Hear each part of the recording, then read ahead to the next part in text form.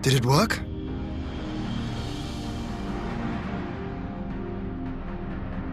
It did. Ether may flow freely to the burn once more.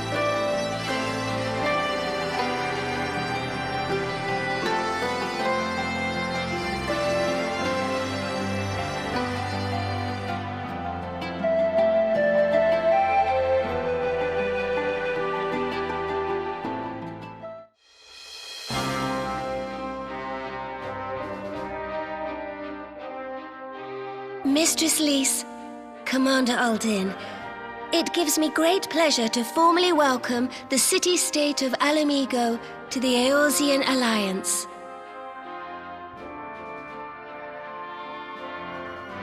The pleasure is ours, Your Grace. I know I speak for all Alamegans when I say that we are glad of this chance to stand with our comrades of the Alliance. And we, for our part, are glad indeed to be able to welcome friends both old and new.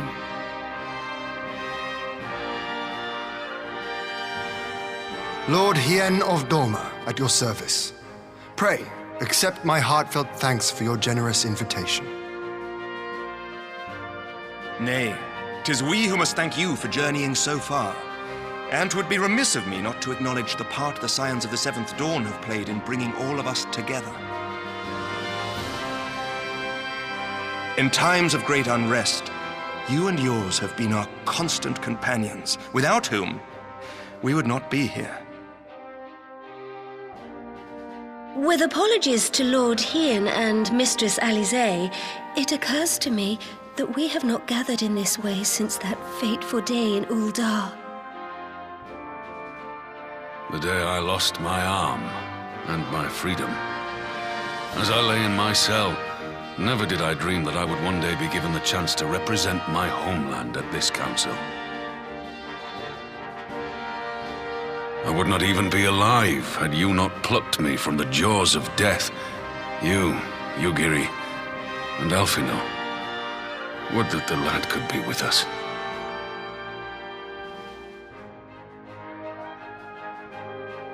I too owe my presence here to Alphino, in so many ways. Until such time as he returns, I mean to carry on his good work as best I can.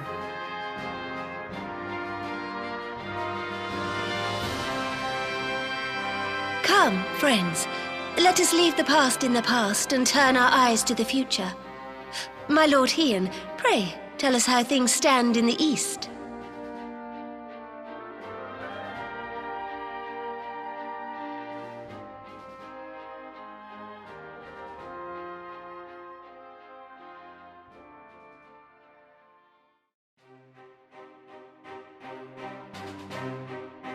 Having heard the rumors of dissent in Garlemald, I dared to dream of a peaceable solution. The Empire will not so easily change its ways. If the Garleans have a mind to take back Doma and Alamigo, we'll be hard-pressed to stop them, even with the might of 6 nations. But while we lack the strength to fight the tide, a course may yet present itself, if we read the winds aright. The winds suggest but one course to me. One which leads from the sea unto the river and thence to the source of all our woes. The Ascians.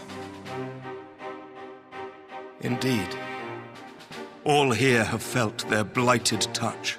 It was the bringers of chaos who nurtured the Archbishop's tyrannical ambitions. They who bestowed upon him the secrets of summoning, as they have so many others before and since. And while they remain, we shall know no peace. Our objective is clear. The question is how to achieve it.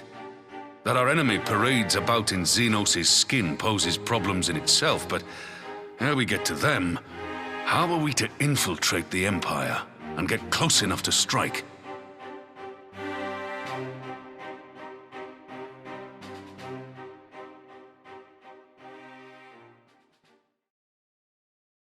While I see the wisdom in targeting the Ascians, an assassination attempt on Garlean soil would do little to aid our cause, even were it to succeed. It's time we used our enemy's preferred tactic: subterfuge. You have an idea? Speak your mind, Master Thancred. None here know the enemy better than the Scions, and you mayhap best of all. Whatever it is you propose, we will give it fair hearing. On that you have my word. Very well, Admiral. My proposal is thus. we dispatch the shinobi to Imperial territory. There, they sow the rumor that the Crown Prince perished in the battle for Alamigo, and that the man parading around is in fact a corpse inhabited by a servant of darkness.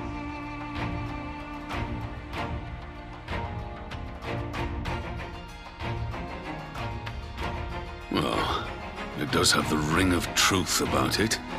And were the Garleans to learn that their future ruler is a puppet, the Empire would be shaken to the core. But at the risk of sounding stupid, would they actually believe such an unlikely story? I didn't. Ordinarily not. But prior to his miraculous recovery, rumors of Xenos' death had already begun to circulate around the Empire. Ultimately, however, what the masses believe is not our chief concern. Our true objective is to create an opening for rival factions within Garlemald to exploit. Just as a war of succession erupted in the wake of Emperor Solus's death. A war which raged until but recently, plunging the Imperial House into disarray as nephew and uncle grappled for the throne. It is no coincidence that one of Varus's first acts as Emperor was to name Xenos heir apparent, family feuds being so tiresome when armies are involved. Not all welcomed his choice of successor, however. There is no shortage of individuals who aspire to the throne, who would jump at any chance to seize power. The news that Xenos is not only dead, but a puppet to diabolical forces would be too enticing to ignore. The Empire would not be quick to recover from a second war of succession. I am no stranger to infiltrating Imperial territory. With a team of operatives gathered from among the Alliance's finest, the plan should have a reasonable chance of success. Doma already has shinobi in place throughout the provinces. We stand ready to act, and act we must. What say you all?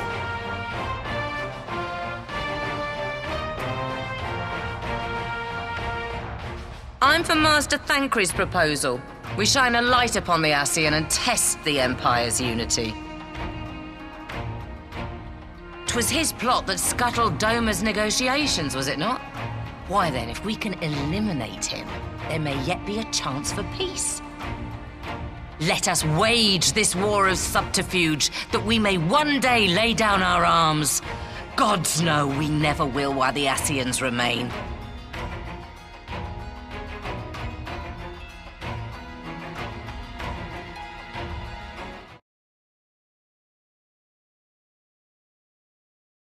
That way will sorrow.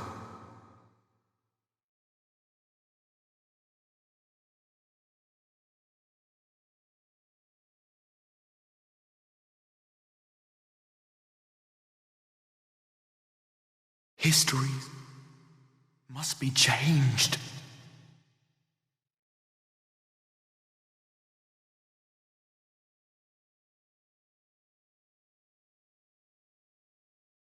Ahead looms a calamity. Ahead looms light, expunging all form and life. Twin dooms only you can forestall. Only you. What's the matter?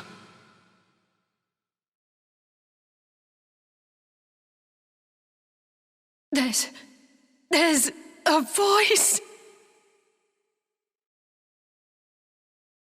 Spies in our midst?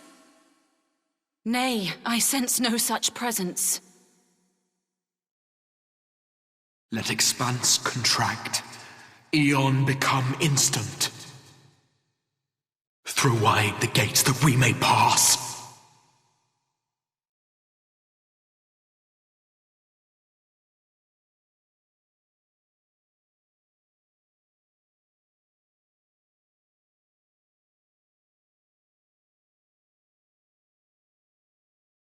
Is it over?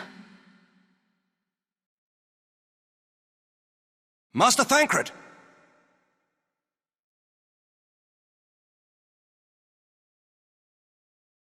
12 Self-offend.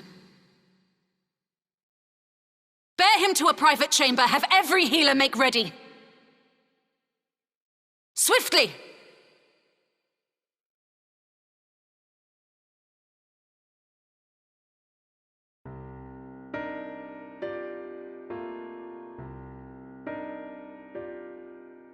Master Thancred remains in slumber. Though his vital signs appear stable, he's unresponsive. What could have done this? And why just him and not the others? I'm afraid we could not identify the cause, my lady. Our examinations revealed no wounds, nor the presence of any poisonous substances. Gods, that only makes it worse. You're to let us know the moment there's any change, all right?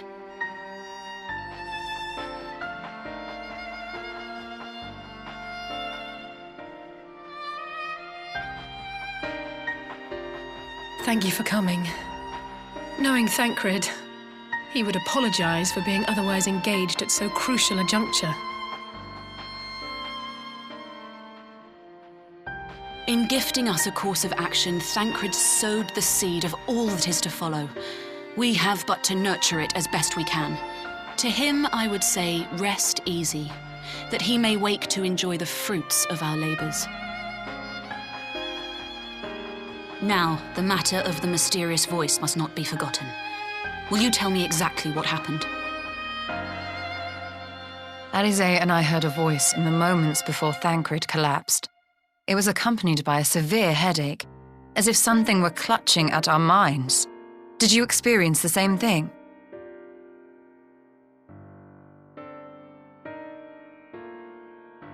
So, in between the voice and the pain, you felt as if you were somewhere else entirely.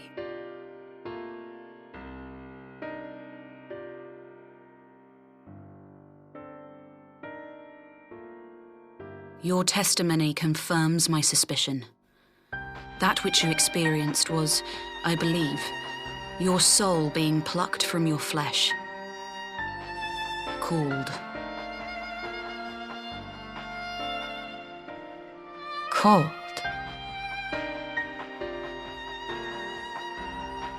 I myself examined Thancred. Reach out as I may, I could not sense in him the spark of life that is his soul.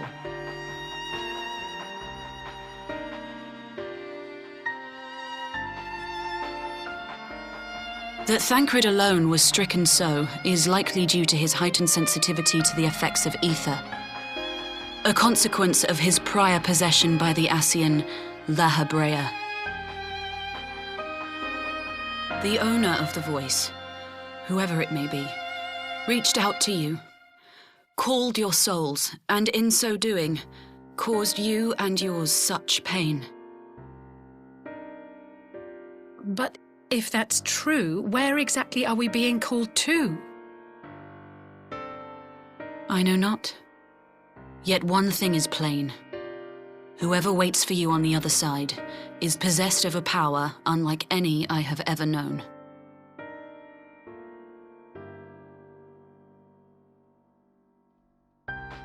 Forgive us, Lys, but may we leave Thancred in your care for a time? As if you had to ask. I may not be a scion anymore, but I'm no less a friend. Don't worry. I'll see to it that Thancred's well looked after. Just focus on solving this mystery, all right? Thank you, Lys.